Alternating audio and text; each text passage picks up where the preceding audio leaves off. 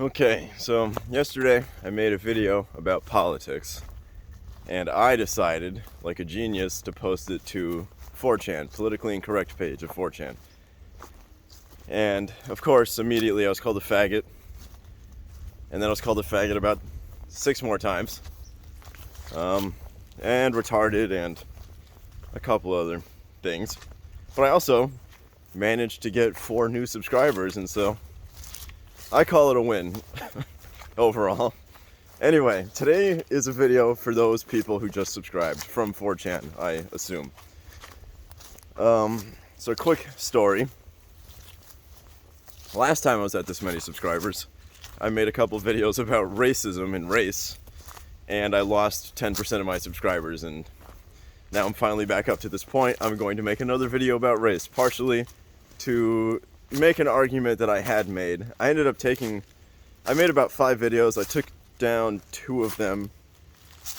And in one of them, I sort of accidentally made the argument that police should use racial profiling. So I thought today I would see if I can make that argument again. Hopefully in a less offensive way, if that's possible. But also to welcome my new subscribers from 4chan, I assume. I thought that this would be a subject they would enjoy. Alright, so racial profiling.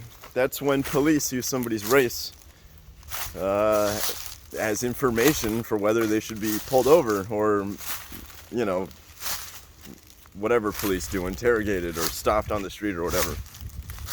So a lot of people think this is a bad thing. They think that this is racist. They think that this is should be stopped. Police should be colorblind. That's what the argument is.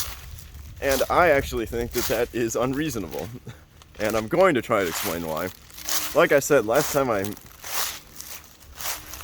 made a video where I made this argument, I lost quite a few subscribers, and I was called some things on the YouTube comments that weren't nearly as offensive as the things I was called on 4chan, but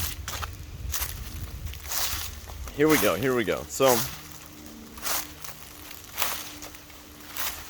if you think about it, this is something that people that are very woke should agree with. People that are very much against racial profiling and anti-racist, these people, they know that there are patterns that follow racial categories. That's the whole reason they do activism. They wouldn't be doing activism if there weren't any patterns that follow racial categories. Right? I mean, think about it. The reason people are upset, the reason the anti-racist people are upset, is because there are things that the country does, there are patterns in the country that, if you measure them, there are measurable things in this country that show inequality between races. And that's why people do activism. That's why people want racial social justice, right? Because household income levels are different, education outcomes are different, school quality is different in different zip codes. Zip codes, more black people, the schools are worse, right? These are things people agree on. These are things that woke people want to change. So they understand that there are patterns that fall along racial categories. This is something that they believe. If they didn't believe it, they wouldn't be doing activism. So if there are patterns that fall along racial categories, if that is true, why does it make sense for somebody who's trying to prevent crime, why does it make sense for them to behave in a colorblind way? Because we all know that educational outcomes and household income levels and, justice system outcomes, these are not the only things that fall on racial categories. There are, and this is where 4chan is going to love this one. What about crime statistics? We know that different racial groups commit different levels of crimes. And so, if you're designing a machine, if I was designing a robot, and it needed to make decisions in a complex world based off of limited information, right? Like any robot is not going to be able to have all of the information in the universe. It's going to have to make decisions based off of limited information in a complex universe. Almost like humans have to do, right? So if you're designing this machine, you want to build in something into that machine called heuristics. And a heuristic is kind of like a rule of thumb. It's a rule that is generally true. It's a rule that works enough that it's useful to use it as a rule. It doesn't always work. And so you can see where I'm going with this, I think. This is the argument that I make here. This is why police should use racial profiling. Race does tell you something about people. Somebody's race is informative about them as a person.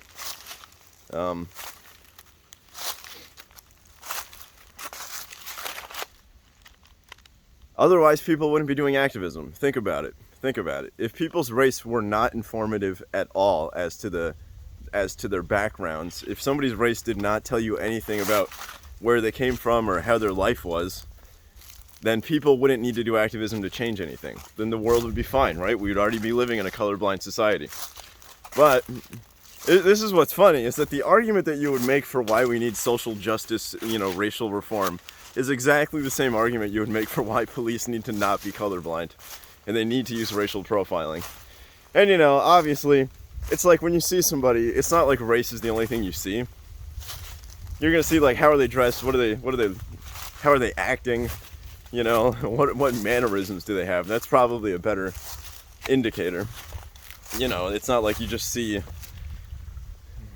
Well, I'm getting myself into dangerous waters already here with this argument. I don't know how much. Like, this is the example I used. Here's the example I used in the video that I ended up taking down. I think I took this one down. Like, let's say that you're in need of finding somebody who speaks Spanish, and in front of you there's 3 people.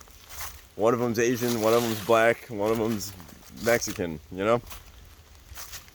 or Hispanic, or Latinx, as they might say. And you got this piece of paper with Spanish written on it. Are you gonna go ask the Asian guy to translate for you, or are you gonna ask the Hispanic-looking guy? Like, you're gonna use the heuristic that you have. You're gonna use the general rule, and yeah, you're not always gonna be right. You might walk up to these people, ask the Hispanic guy to translate, and it turns out the only one in that little group is the Asian guy that can speak Spanish, which would be very surprising. Anyway, if you're a police officer, you have limited time, limited resources. You want to use your time and resources effectively, so you need to use rules of thumb. You need to use heuristics in order to manage your time well. This is something that anybody who pays taxes in this country should want. You want your money to be used effectively. You don't want it to just be wasted. I understand the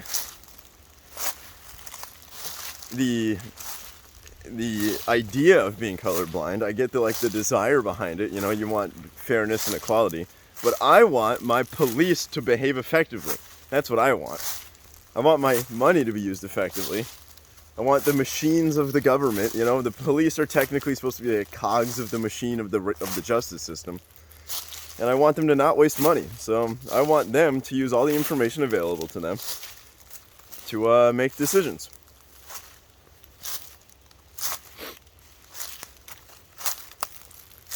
That was the argument I made. I lost 10% of my subscribers in the video where I made that argument, but that wasn't the only thing I said in that video. Like I said, I took it down. It wasn't good enough. I usually don't take videos down on this channel. I try really hard not to. I want to say things, and then part of the challenge of this is that what I'm saying and posting will be there forever. And I want to know that going in, so that I'm more careful about what I say. That's part of the challenge of this channel.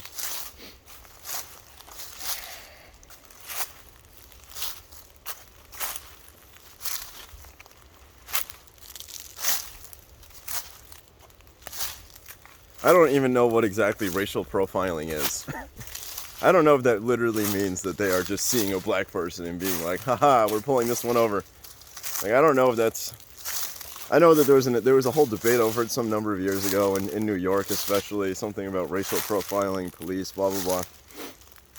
I don't know much about it, but I just assume that it's the colorblind versus not colorblind argument. That maybe police, when they're pulling people over, have to have some quota where they have like a perfect split of like all the racial categories. That's what I assume it is. I actually don't know anything about what's going on there.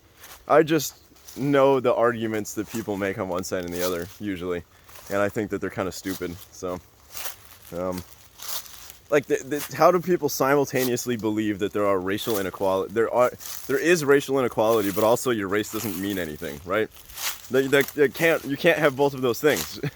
Race is technically a predictive thing. Like, you can create a predictive model based on race, and you can make bets based on people's race that will be more correct than if you made colorblind bets.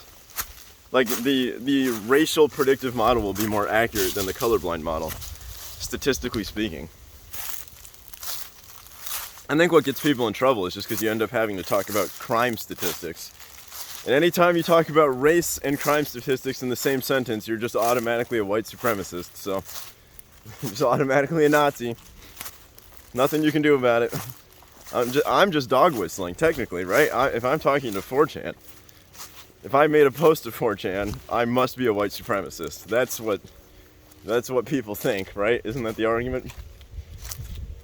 I think 4chan is the last. It's like not the last bastion, but it's like one of the only places where free speech is actually allowed.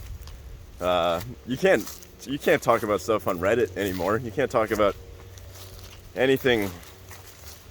Reddit is just like got overtaken by left-wing identity politics, just like everything did. Everything got taken over by left-wing identity politics. Not everything, but a lot of things did. Reddit used to be the bastion of free speech. There used to be very interesting conversations happening on Reddit. If you want to hear me talk about that, look at like episode 7 or 8 or whatever it was, the one titled Speech, where I just talked about that. I went on about how Reddit was the bastion of free speech, and now 4chan is the only place where free speech occurs. But the problem is, you make a post there, you get called a faggot immediately, no matter what. But I kind of expected that. I expect that on 4chan, so it's all right.